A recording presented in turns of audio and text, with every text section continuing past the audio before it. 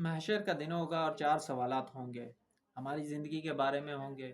4 سوالات پہلے میں پڑھ کر سناتا ہوں، پھر مجھے بتائیے گا، 1 منٹ کا ٹائم ہے میرے پاس صرف۔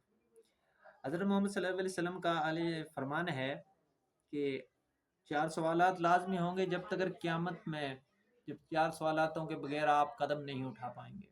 وہاں سے 4 سوالات یہ ہوں گے: نمبر 1 پر اپنی عمر کن کاموں میں گزاری، نمبر 2 پر اپنے علم پر کتنا عمل کیا، نمبر 3 پر مال کس طرح کمایا اور کہاں خرچ کیا، اپنے جسم کو کن کاموں میں بسودہ کیا۔ یہ 4 سوالات اہم سوالات ہیں، اور اپنی علم کو کیسے استعمال کرنا ہے یہ آپ سے بہتر کوئی نہیں جانتا۔